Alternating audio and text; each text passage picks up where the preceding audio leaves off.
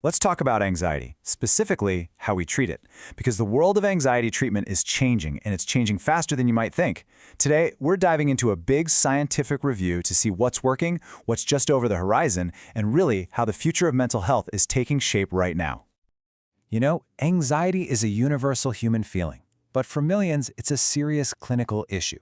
And for a long time, the options for treatment felt, well, kind of fixed, like we had our set tools and that was that.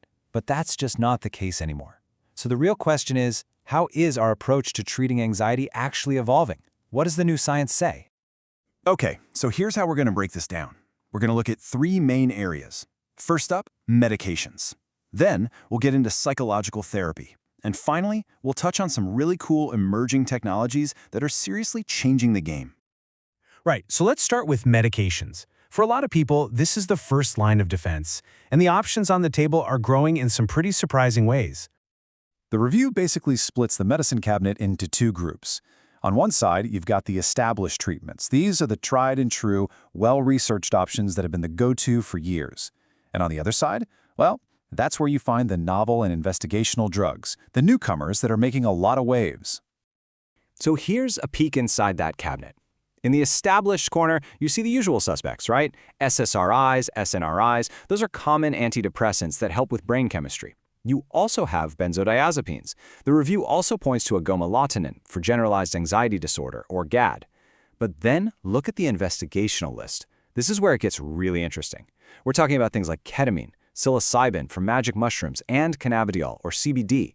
Seeing these on the list shows a huge shift in how we're searching for new ways to help.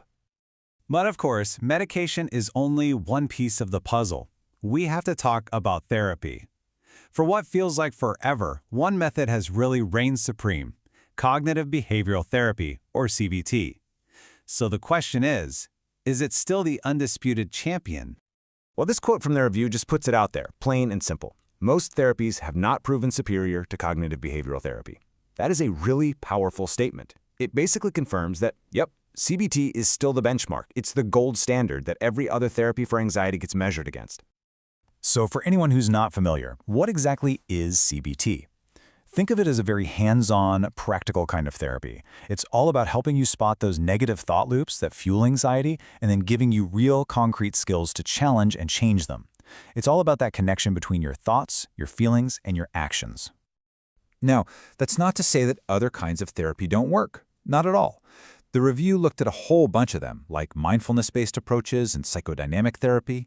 The key finding here isn't that they're not good, it's that right now the evidence shows their effectiveness is comparable to CBT, not better. Okay, on to our last and maybe most futuristic category, technology. This is where we start seeing some really cutting-edge stuff, from stimulating the brain directly to getting therapy right on your phone. So this table shows two brain stimulation techniques that are getting a lot of attention. You've got RTMS, which uses magnetic pulses, and it's looking promising for GAD. Then there's TDCS, which uses a really weak electrical current, and it might help with things like social anxiety and specific fears. But you can see the big word there for both is preliminary. This is exciting, frontier-level science for sure, but it's still early days. I mean, direct brain stimulation is one thing. But what about the technology that's already in our pockets every single day? Can an app, can your phone, really do the job of a therapist? Well, according to this review, the answer is a resounding yes. It found that internet and mobile-based therapies, which are often built around those same CBT principles we talked about, are just as effective as traditional face-to-face therapy. That is a huge deal. Just think about what that means for accessibility, for cost, for privacy. It could open up quality mental health care to millions. So we've looked at new medications, the reigning champ of talk therapy, and the incredible rise of technology. Let's take a step back and just pull all of this together. What are the big takeaways here?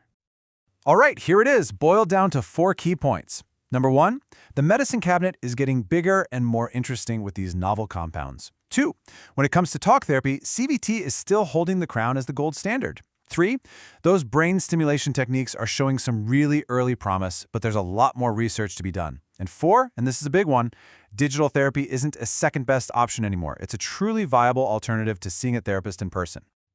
So, where does all this leave us? The big picture is that the toolkit we have to treat anxiety is getting more diverse, more personalized, and more accessible than it has ever been. And that leads to a really important final question. As all these different options become available, how are we going to figure out the right path for each person's own journey to mental wellness? That's the exciting challenge ahead.